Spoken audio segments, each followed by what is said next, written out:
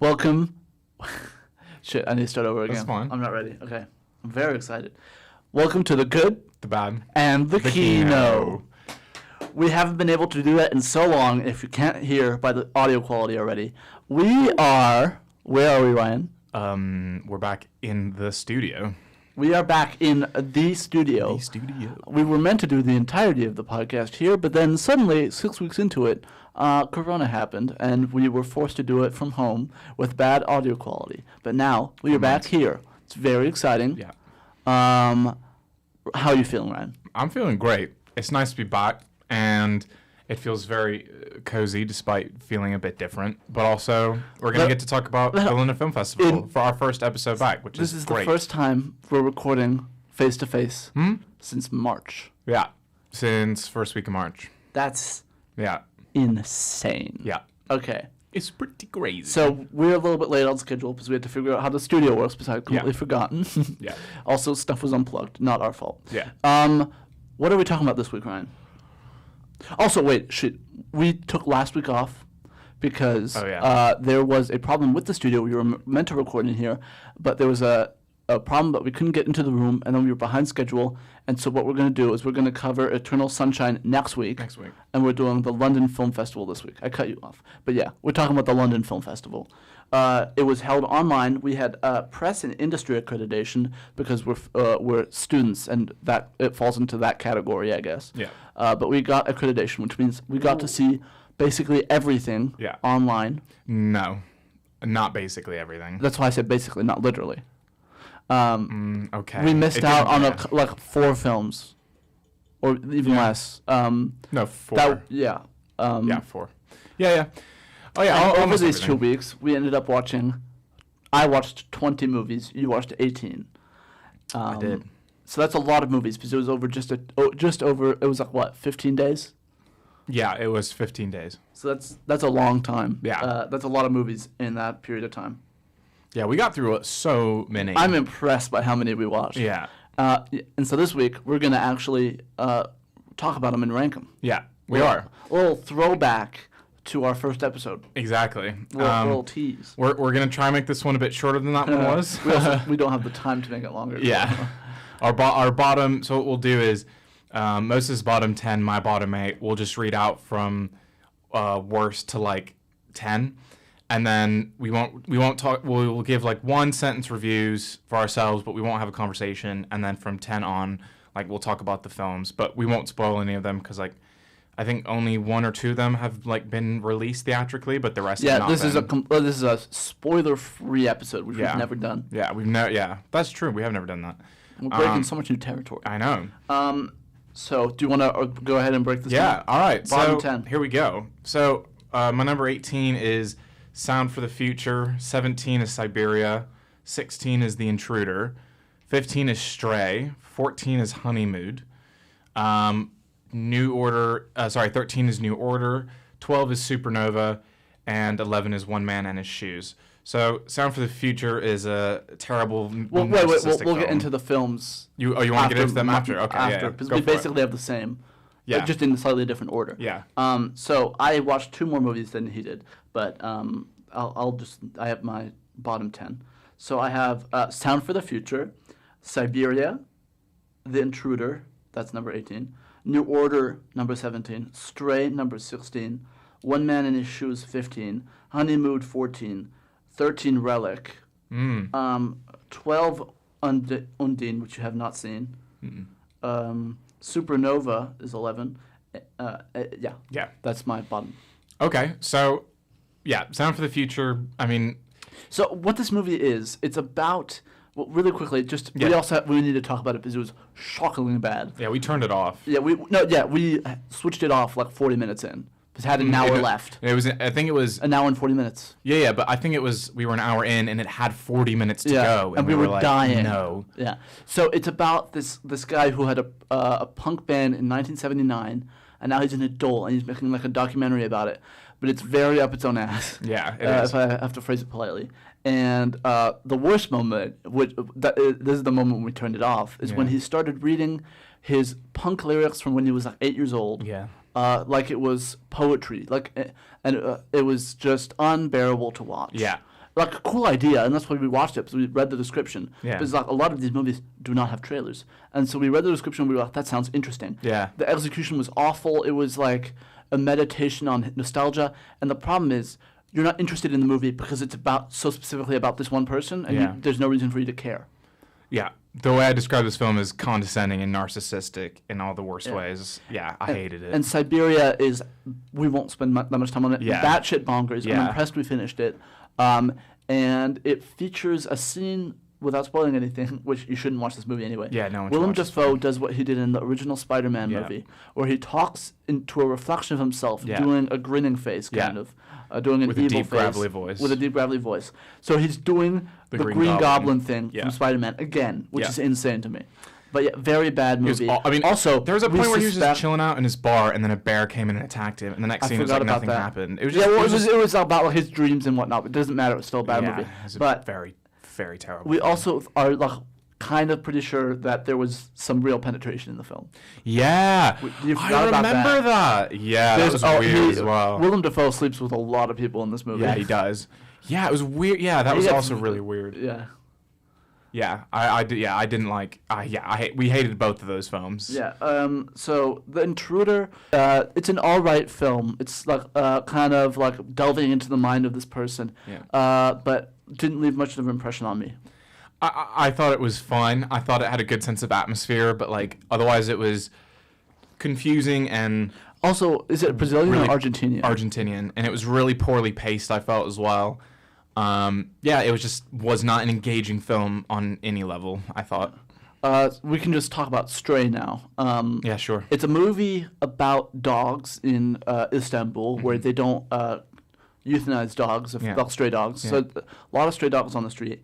And it follows these dogs on the streets of Istanbul for like an hour and 20 minutes. Yeah. Very just whatever out there. I was interested in the concept, and I think it pulled off what it was trying to do for the most part. Yeah, I thought it was fine. It was, it was nice to follow this dog around. It had a nice metaphor, allegory for about being about refugees and like it was about refugees. It was all about refugees. Yeah, and it was a nice message. My thing was just it felt like a first draft. There were so many shots that were blurry, didn't have the correct focal point, were just really messy shots. Though. Yeah, but like the rest of the film was so well put together that then there was like 20% of it that was like not well put together, but they just tossed it in there just because it felt like they just needed the film to be over an hour. And like to me it was like that was a nice film, but I would describe it as a first draft of a film. New Order.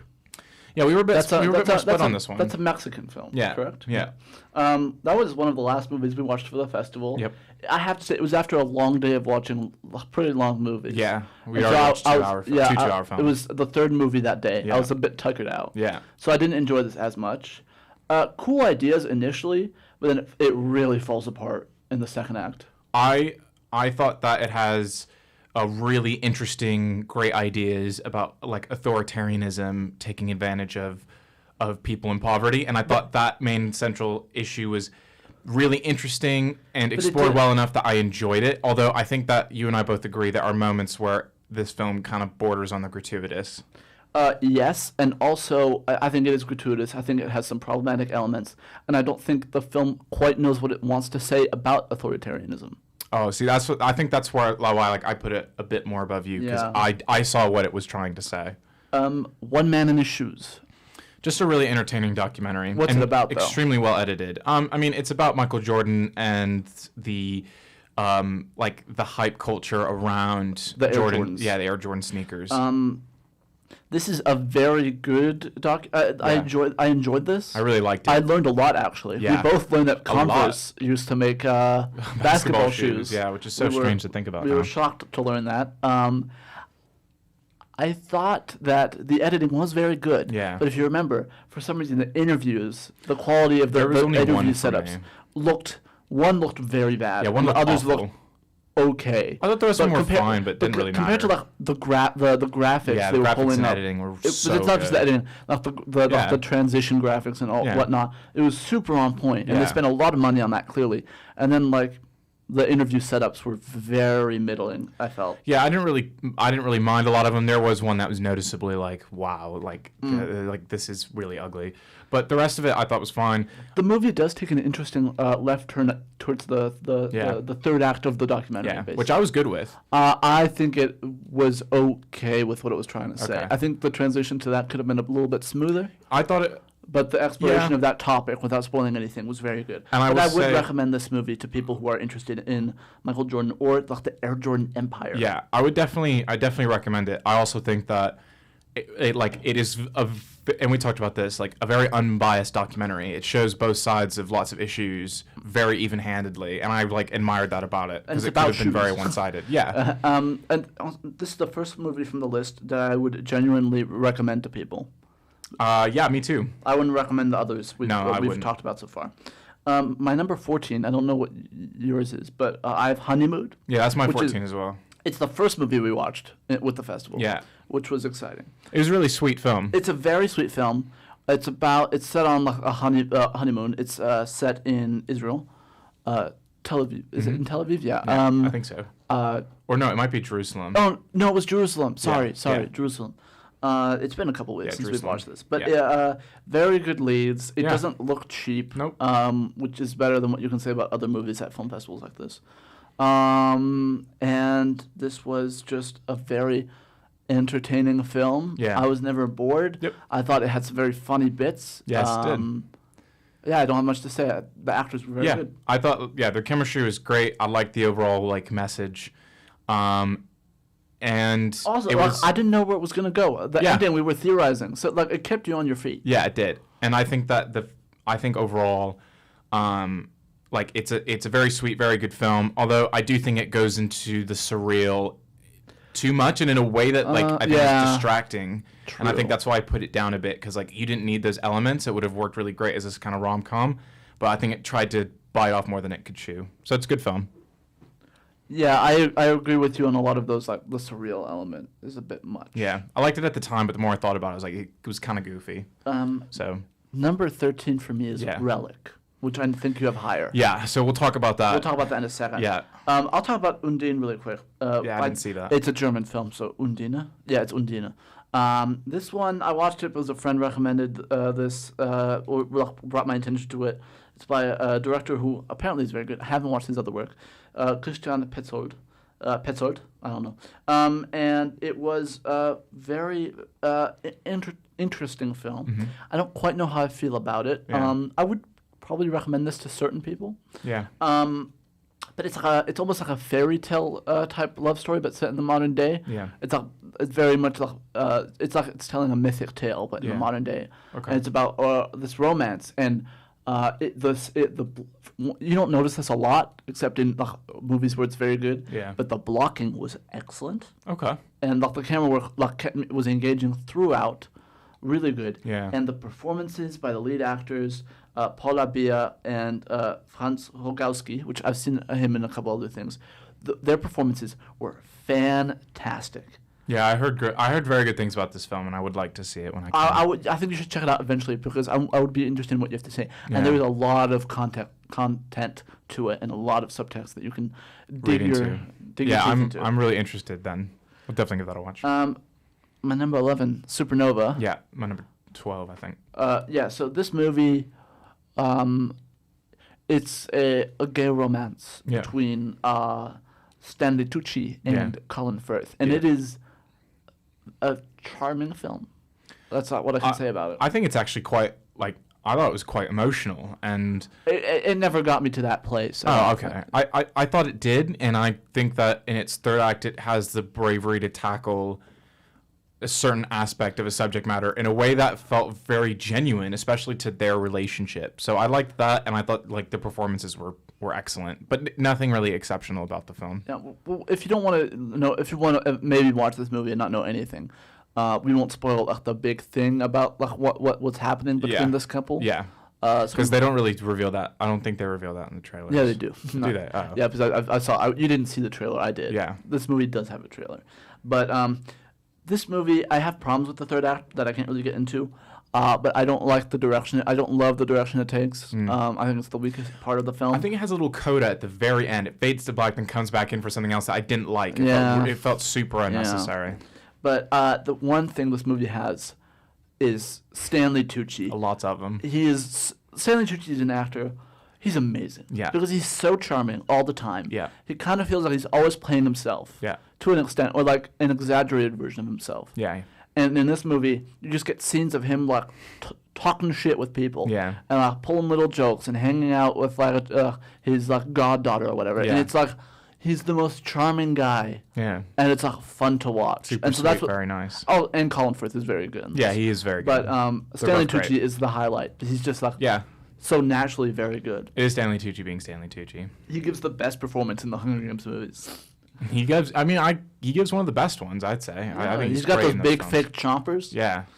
So good. Sick. Okay, so we're moving into the top 10. Yeah. Do you have any movie? Oh, we'll talk about it in my category. Yeah. So go ahead with your top 10. So do you want to go one by one or all the way down? Let's go one by one. Okay. So my 10 is Relic. Yeah, so let's talk about Relic now. So for me, I thought Relic was very good because I think it had good central themes about family and matriarchies in families and like generational, not necessarily trauma, but like generational mental illness and whatnot. Like its themes are similar to Hereditary, but I think this film pulls off much better and has an insane third act. Like I think the third act of this film is so fantastic. The third act is what saves this movie from being okay. Well, it's a slow burn. It is a slow, but not. It was the most slow burn traditional film we watched, I think, at the festival. Ooh, I would have to think about that. Because it was really slow and like the story's fine, but then it's the third act where like it kind of comes together and there's some super trippy sequences that are just like this is great. At least I thought so. I think it's a 4-star film. I have it more at a 3.5. I think the slow there's not, and it's not just a slow burn. Not enough happens in the first 2 acts. Yeah. But then the third act is crazy. Also, this movie is produced by the Russo brothers and Jake Gyllenhaal. Yep. Which surprised me in the credits. Yeah, that was strange to find out. It's an Australian film. Yeah. Good actors in it. Yeah. Well acted. Yeah, well acted. Good body horror as well, especially towards the end. There was some really I body just horror remember stuff. that. That's good, what I mean. It's just good like body horror. I was constantly surprised watching this film, and I found it to be quite a gem. Yeah, it was a bit of a gem. Yeah. A little bit. Yeah. My 10 is Wolfwalkers. That's a bit higher up for me. We can talk about it now, though. It's higher up enough that I think we can say that. Wow. Okay. Yeah. Okay. Number 9, I'll just say it, Possessor. Also a bit higher up. Really? I'm so interested to think that that's lower for you. I might change it around. Actually. Okay. Actually, I'm trying to decide. I'm interested. All right. Well, in the meantime, I'm thinking, I'm reshaping my list as I'm talking. Yeah, you've been very back and forth. So my 9 is Lovers Rock, which I imagine is much higher. Way higher on my list. Okay. Way higher. Okay, we need to decide on what we talk about. Yeah. Well, let's talk about my number. Okay, wait. I'm just switching something around. That's fine. So basically, a lot of our films are going to be a lot very jumbled around. We all like this. We basically like the same movies. Just in different orders. Just in different orders. Yeah. Okay. This list is not final. I should have taken more time, but I've changed it. So my number 9 is now Never Gonna Snow Again. That is much. I know much it's higher much for higher me. on yours. Much higher on yours. What's your 8? My 8 is Mogul Mowgli. Yeah, that is my 8 as well. So we'll talk about that now. Okay, so Mogul Mowgli.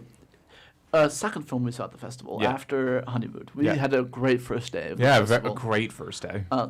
This is your first time doing any film festival. Yeah. And this was like a very good day to introduce you to what it's like. Was. But because we haven't talked about this, but the festival, the way they did it is it was on a website. Each movie had a 1 hour slot where you could start playing it. Yeah. And you could just watch it whenever, while on that tab, even after the 1 hour slot. Yep. But you could only press play. Yeah. And open the video player in a 1 hour time slot. Right. Which was an interesting way of doing it, and I thought it worked out well. Yeah, very well.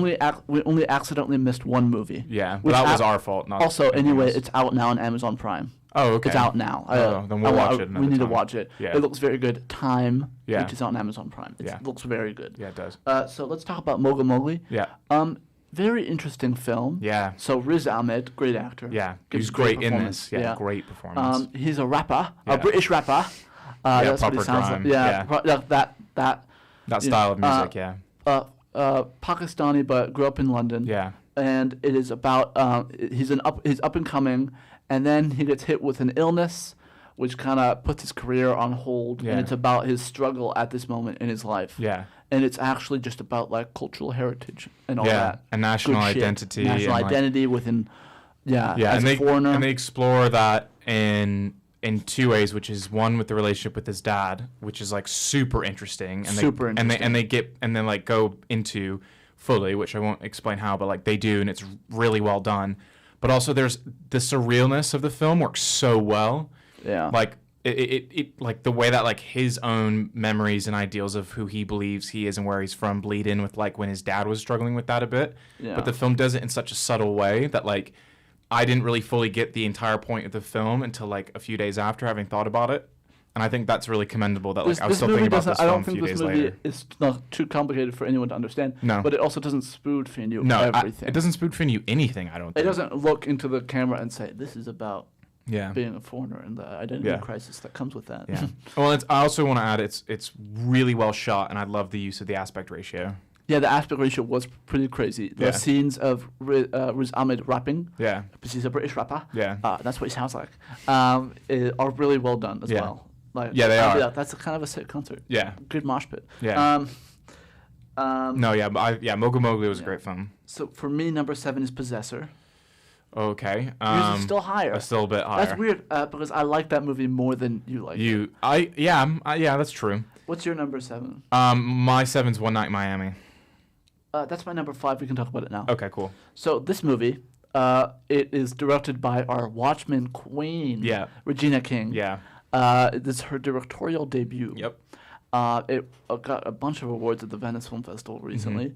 And this was added last minute to the festival lineup, which was like a huge addition, exciting thing for us. Because we were like, oh my god, this movie, which is supposedly very, very good, is going to be at the festival. And a bigger film as well. Yeah, it's one of the bigger festival films at the moment, just because of the Venice hype. Yeah. But it's a very good film with a shockingly poor first 30 minutes. When it started in the first 10 minutes, I was worried. I'm getting serious Green Book vibes. Yeah, it felt like Green Book. And then it kept going, and the writing is so. And for me, I had extended to the first 45 minutes. That's why I put it lower, even though I thought about putting it higher, because we'll mention this. It has an amazing ending, amazing ending. Truly one of the best endings of any film we watched at the festival. I'd probably say second best ending, behind our respective number ones. It's got a great ending, and it's conversation about how people who are part of a given movement, how they can give their all to everything, and even if it's someone like an artist like Sam Cooke, who's one of the characters, how he can give himself to the movement through his art, and Malcolm X, having an issue with the fact that he doesn't really do that, and I found that to be super interesting, and it goes into Muhammad Ali and we didn't mention Jim Brown. the fact that it's all about it's a fictional night with all these amazing historical. It's not a fictional night. This didn't happen. It said based on a true story at the beginning of the film.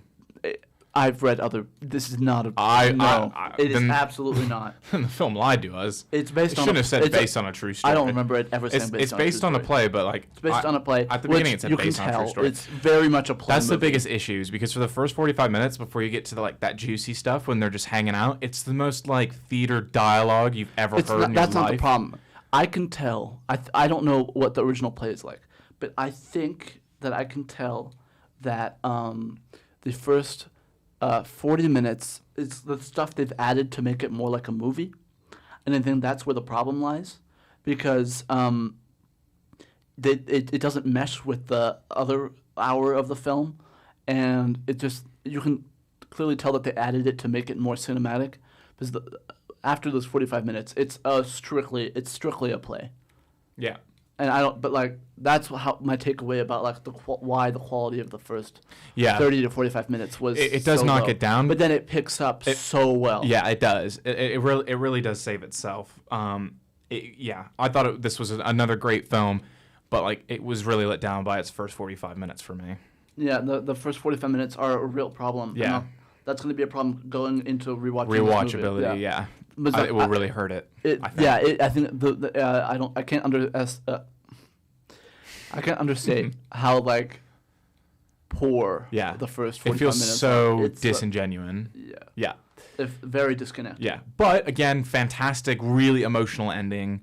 And then after that, like it's as if the writer changed, and the writing all of a sudden becomes great. That's what I'm saying. I'm saying the writer changed. Yeah. Because I think that the last hour after the 45 minutes is the play. Yeah. And everything before that was like added for the film. Not like strictly added for the film, but like they changed stuff. Yeah.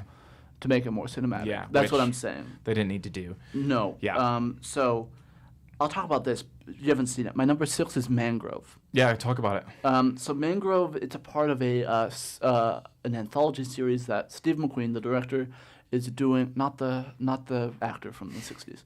I'm talking about the director who did 12 Years a Slave. This is an anthology series for Amazon Prime. What's it called again? The whole series? Small Axe. It's called Small Axe. And Mangrove is the first episode. It's set in the 60s. It's all set in all of the episodes, I think, are set in West London, and it's about the culture of the people, the black people in West London, that culture throughout like the 60s and 70s and 80s. Yeah. And that's what the whole series is about, the anthology series. Yeah. And the first episode is based on a true story. It's the true story of the Mangrove Five. And it happened in not 60s. This is 1970. Yeah. And it is a very, very good movie. It's 2 hours long. It's not an episode. It's a movie, basically. They're all movies. Yeah. The first hour is a lot of setup, but a very good setup. And then the last hour is a courtroom drama. Yeah. And the last hour really picks up because courtroom dramas inherently are awesome. Yeah. They are. Some people may not like them, but like it's so easy to make a sick ass courtroom drama. Yeah. Because you can have all the hysterics of the court, and you can have a mean judge, and all that good shebang. Yeah. Very dramatic film stuff. Yes. And we'll talk about the second episode in a second. Because Lovers Rock is the second episode in the Small Axe series. Yeah. So then my 6 is Wolfwalkers. Okay, so that's my number 10. Yeah. So I really thought this was a great film. I think it had some like really beautiful moments of like genuine like terror and emotion. It's an animated film. Yeah. It's going to be on Apple TV Plus soon or now. Yeah. It's very soon. I so recommend that. It might be out like tomorrow when this comes out. Yeah. But it's animated in a very unique style. Yeah, very hand-drawn, but like Celtically hand-drawn. Stylistic. Very stylistically. The character designs are very unique and all that. Yeah. Yeah, I mean, we both said that the character designs weren't great, but the world around them was beautiful, and like the story is that it's these two Englishmen who are now living in Ireland. Again, a story about immigrants, and there's a lot of those. Yeah, stories. And she befriends a girl, the little girl goes out to like hunt wolves who are like the big bad of the town, but discovers that like there are half human, half wolf hybrids, and she becomes one herself, and like. The sequences where it's from the wolf's point of view is stunning animation-wise. Yes. And it has a great father-daughter like story at the center of it for like emotional heft and weight. And I thought like all components worked really, really well. Not like exceptionally Pixar level well, but I still thought a great film that outstayed its welcome like a little bit too long. Yeah, the third act is a bit long. Yeah, it's a bit over long. It's a bit over long. Yeah. But I enjoyed this movie. The problem with it is I'm a little bit too cynical to enjoy it. I'm like it's so sincere and saccharine that I was like, ooh, this is too sincere for me. Yeah.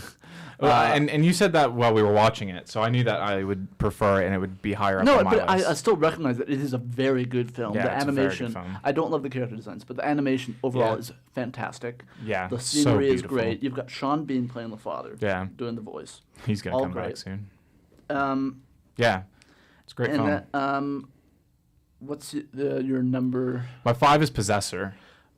That's my number 7. I like this movie more than you, so that's why my list is wrong. Yeah. Because I like this movie more than you did. When we were watching it, I thought... What's this about? Yeah, sorry. Well, actually, we can't really explain what this is about without spoiling it. Does the trailer spoil it? So basically, the logline is like this woman who's an assassin. Let me look up the description, the official description. Can go inside people's like minds for assassin hits. Yeah, and then she comes out. It's like a future sci-fi film. It's an elite corporate assassin who uses brain implant technology to take control of other people's bodies to terminate high-profile targets. So very sci-fi. Feels not like a movie that would come out today, and that is because who directed it, Ryan? Brandon Cronenberg. Son of David Cronenberg. Who did The Fly. And don't know. The Thing. Not the original Thing. Not the remake. No. Isn't that no way? That's John Carpenter. That's John Carpenter, man. Wait, no. Yeah, John Carpenter is like one of my favorite directors. That's absolutely John Carpenter. I'm an idiot. Yeah. I take back what I just said. No, it's the same kind of vein of like body horror. Yeah, but the body horror. Yeah. Oh, that is very embarrassing. Yeah. I just goofed up like that. That's fine. Oh my. Everyone has their days. After we record the episode, Ryan's gonna take me out back and shoot me in the head. Basically, bad. Old Yeller goes to the farm. But I thought it was, for one, it's one of the most visually stylish films I've seen. Oh yeah. In if you watch the trailer, you know what we're talking about. It is. Yeah. What I love about it has a lot of like insane visuals. Yeah. Because it's like body horror, like swapping bodies and all that. It has a lot of insane transitions. Yeah. Like from body to body and whatnot. Yeah. But what I love about it, match cuts. Yeah. Some insane match cuts. What I love about it so much is that I can tell how they made the effect. Yeah. Like there's a sequence where I'm like, oh, I know exactly how they did that. Yeah. They just reversed the footage and had a wax figure and then melted it and then played it backwards, so it looks like you can tell how it's done, but it's still very complicated. Yeah. But you can tell how they did it. And Yeah. it's so cool to just like be like, this isn't CGI. Yeah. This is like a real thing. This is tangible that they've made with practical effects and editing and whatnot. Yeah. Yeah. And this is one of the most gory films we've seen. Yeah, it was really violent, but in a really cool way. And like, I just thought... sounded like a 12-year-old boy describing like a R-rated film he saw over the weekend. It was really violent, but in a really cool way. It was, like when the heads went... That's because it was done, I think, quite artistically. Because again, like we said, like the color palette and intention here. And that's why I was a bit frustrated, because when we first finished it, I was like, yeah, you definitely like that more. But now I think we like it about the same amount, because now that like you think about it and like what the film's actually about, which again, we can't really talk about without spoiling the film. But what the film's overall message is so fascinating. And when I got that, all the questions and, doubts I had about the film kind of just that fixed those things. And I was like, oh, it actually is a great film that was amazing to watch. Yeah, this movie was so just cool. Yeah, it was a great film. Now I sound like the 12-year-old boy. Yeah. This movie was really cool. It was cool. It was great. It was really great. This movie was such a fun time. Yeah. It was also just like, that's a gem. This was the like, I think the only one of the films from the festival where like my opinion changed a lot after thinking about it, which is a good thing. Like I love when film does that. So yeah, that's my 5. My number 4 is Lovers Rock. Yeah, let's talk about it. That's a big gap. So this is the second episode. What? 9. 9. So mine's 4. Yours is 9. This is a fantastic 1-hour episode of the Small Axe series. So this is the second episode. Without saying too much, it is just... I don't think there's anything to spoil. No, there's nothing to spoil, really. It's a celebration of this culture. Of West London black culture. The West London black culture. I'm sure there's a better name for it than what we're calling it, but we're idiots, and we didn't do our proper research. We apologize. So it's celebrating this culture, and it's so beautiful. Yeah. Because there's like, what I love about it, it's set at a party, entirely set at a party. Amazing dance sequences, one in particular where I'm like, this is incredible, and it goes on for so long. That was the best part. That was the best part. Yeah. And it's just, I would describe it as I loved watching this, and I can't wait to rewatch certain sections. Yeah. But what was really interesting is that this episode is not about them being oppressed. Yeah. Which Mangrove is about, and which you could easily, this whole series could be about their oppression. You can tell from the trailer. And it wouldn't be bad. It's not bad if it was all about their oppression. But it's nice to have a narrative break. Not just that, but it's like, it's nice to step back and celebrate their culture and just, instead of just showing like how tragic they always are. But that being said, the oppression is like, it's throughout the episode, you get the whole, you can still tell it's there. Yeah. Without it like being the central plot line. Yeah. Which was very refreshing. Yeah. and very interesting to watch. And again, it was shot so well. The way it shoots the physical contact is gorgeous. Great. Yeah. But yeah, there's such a beautiful vibe. Yeah. I thought it was a really good film, a great party hangout film. I love party hangout films. There's something so interesting about a party film. I think you liked it a bit more than I did. Because it was definitely like a vibe film, and I enjoyed it watching it so much. And there would definitely be parts I rewatch, and there's some really interesting, religious symbolism somewhere within it that I didn't quite fully understand, but is definitely there. But I thought that in its last 20 minutes, it tried to all of a sudden have it be about characters and emotions in one or two scenes, and I thought that was really distracting from what the overall point of the film was, and why I enjoyed watching it. So for once, actually, the fact that there was character actually kind of pissed me off. That does not sound like you. I know, and those things bothered me, so it did take it down a bit. But this is an incredibly entertaining and such a fun film. My number 3. Yes. Well, wait, hold on. I haven't done my 4. Oh, what's your 4? Which is Never Gonna Snow Again. Oh yeah, because it was that's you put much that way higher. higher, yeah. That's my 9. So we did the same. We swapped, thing. yeah. It's a very good film. It's a Polish film. Yeah. About a massage therapist. A masseuse. Yeah. And an immigrant masseuse from Ukraine, I think. Ukraine. Yeah. But he was born near Chernobyl. Yeah. And so in Pripyat. He was born in Pripyat, and it's again about an immigrant. Yeah. It's all about that. Yeah. It's a very good film, odd film, long film as well. Yeah. But I really liked it. I'm gonna let you talk about it a little bit more. I thought this was an excellent film because I thought that one, it was beautifully shot, and I thought that the acting was excellent.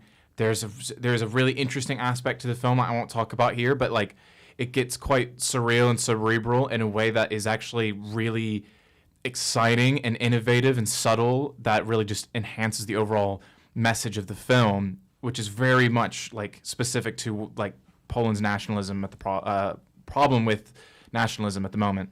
And yes, it was a slower film, but I was never bored for the 2 hours.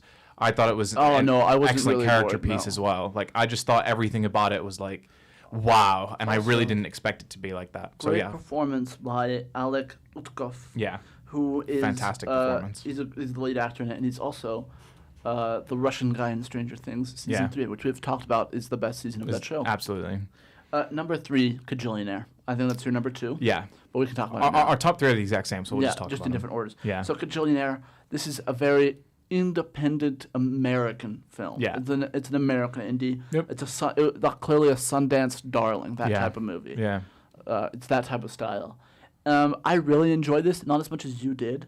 It prides itself in how weird it is. To an extent. And I think that causes some issues. Okay. I did not know where it was going to go, which it kept me on my feet. Yeah. Very entertaining. I think it has some interesting ideas, but I don't think it goes the length I wanted it to, and it gets caught up in its quirkiness, and its indie quirkiness. I can see why you think that. I think that's totally fair. For me, this also, and what's it about? We're really bad at doing that. So Kajillionaire Great trailer for this movie. Yeah, it's out there. It's about a late 20s-year-old girl who still is living and working with her parents, who are con men, and they've basically emotionally distanced themselves from her entire life. So she's very socially inept. She's completely socially inept. Yeah. She can't look someone in the eye, basically. She can't make any kind of physical contact. Yeah, she can't make eye contact barely. Yeah. What went on here? Also, yeah. Incredible performance. Yeah, I was about to say, Evan Rachel Wood. She is amazing in this role. Yeah, it is a fantastic performance. I thought this and our respective number ones were absolutely phenomenal films. I love this movie so much because I think that it's a fantastic character piece. There are elements of it that are a bit strange, but then there's one sequence in particular that you think, what is going on here? But the way it pays off is so amazing. I think it's funny and emotional. Great ending. And it has a fantastic ending and a great motif of a song, which I won't say what it is because it's in the trailer. It was a nice little surprise. In the trailer. It's a very obvious. Incredibly on the nose. Yeah, I don't think it's. I don't think so. Ryan, as much. It is incredible. No, because I don't think so. I do not think so because the context of what that song's about is not the exact same circumstance that character's in, so it's not that. Number 2. Yeah. Anyway, I love Kajillionaire. Definitely a film everyone I think should watch. My number 2, and it's your number 3. It's a documentary called Painter and the Thief. Yeah. It is a Polish document. No. No. It is I think it's a Danish documentary. I can't remember. But it is about a Czech painter and the relationship she has with a Polish thief who stole one of her artworks. She befriends him after he's caught for stealing one of her artworks. And it's about these parallel stories, and it focuses on both of them. And it's fantastic as well. I've said that word a lot. But it is the structure is probably the most interesting part. Structure's amazing, and the way it pays off at the end. There's a bit at the end that you and I were both like, "This is a 4-star, very good film." Yeah, and then it did this thing based off of structure, and it was like, "This is incredible." Which I can see some people who have strong opinions on documentaries have a problem with, because it holds information from the audience for long periods of time instead of being honest up front, which some people think a documentary should do. I did not mind the structure at all, and I thought it made it a lot more interesting because it would have been very dry. Also, I thought the trailer spoiled too much before I watched it, and then the trailer only spoiled the first 20 minutes. Yeah. It was shocking how fast this movie moved. I remember you saying that. And I did not know where it was going. Yeah. Because I thought I saw the trailer and I was like, I've seen the whole movie, and then the movie happened, and I was like, wait a minute, I'm 20 minutes in and I've seen the entirety of the trailer footage. Honestly, there's not much else for me to really add to what you said, except that I found that actually the film was, as a documentary, not that biased because I didn't say it was biased. Not biased. I don't know. Not that I think that you think it's biased, but because the structure, some people think it's withholding information that way. But I thought something it did exceptionally well was not only show both people's stories thoroughly and so well, but it showed how they each thought of each other and saw each other. And I thought that was also brilliant. And it was surprisingly emotional. Also, it was a great film. This is a very European documentary film. You wouldn't get this out of the But US. I also think this is a very type. I also think this is a very populist documentary because it's emotional and there's twists and interesting developments. It plays like a movie more than a documentary, which I think that's what I mean. I think some people might have problems with its authenticity as a documentary. Yeah. But I don't, for you and me, that's not the case. It's on Hulu in the US. I don't know where else it is in Europe. It's a great film. Or when it comes out. Yeah. Our number 1, we have 5 minutes left to record. Another Round, directed by Thomas Vinterberg. Starring Mads Mikkelsen. Vinterberg. Starring Mads Mikkelsen, an incredible actor. Yeah. Love him. So, what is this movie about, Ryan? It's a Danish film. It's about a bunch of 40 to 50-year-old Danish men who work at a school. Don't know if it's public or private. Public school. And they're out for dinner one night for one of their friends' birthdays, and the guy's like, there's this Danish philosopher who believes that humans were born with 0.05% less alcohol blood content. So they basically maintain 0.05 alcohol content throughout their normal day-to-day lives, and then it escalates. So it's basically... So they're microdosing alcohol. Alcohol, yeah. And it's how it affects their lives, and it's a commentary not only just on alcoholism, but on the Danish drinking culture. Yeah. And it is a wild ride of a movie. I think that this is a masterpiece of a film. I don't know if I'd go that far. Because I also think that it's the best. It's the second. It's either the best or the second best film I've seen this year, and I think that it has amazing character work. It is so emotional. It has an ending that will give you goosebumps. The ending is incredible. Yeah. Also, Mads Mikkelsen's performance towards the ending is amazing. He has this one look. He has this one look where I was like, shivers down my spine. Yeah. And there's so much subtlety in his performance. You and I were talking about that while we were watching it. And it was also weird. It was amazingly shot. Yeah. For how handheld camera mostly. But it knew exactly what it was doing. And I think the blocking, stunning shots I remember vividly. The blocking was fantastic. Was also fantastic. And it worked really well with the handheld camera. And that style, it was a great use of handheld camera for this type of story. Yeah. And I think I agree. I want to rewatch it because I think some of the visual language it's amazing. Is really out there. There's one sequence towards the end as well that we both were like, "Whoa, this is new." I cannot exactly. Where it's kind of dreamy, but I'll tell you afterwards. Yeah, tell me. I don't remember. I know that you'll be like, oh, I should have. Oh, I knew that. This and that. But yeah. I think this is a masterpiece of a film. It's so amazing. It is such a good movie. Everything about it is great. It's a great movie. Everything about it, I think. So yeah, that is our number one of the festival. Yeah, damn. 18 to 20 films. Damn. We watched so many movies. Yeah. And you were coming over at like 9 a.m. every morning to watch. Oh yeah, it was like going back to school. Yeah. It was that early every day. Yeah, you were coming over at 9. Yeah. Like I was rolling out of bed, and we were just like, we would just start and watch. Yeah.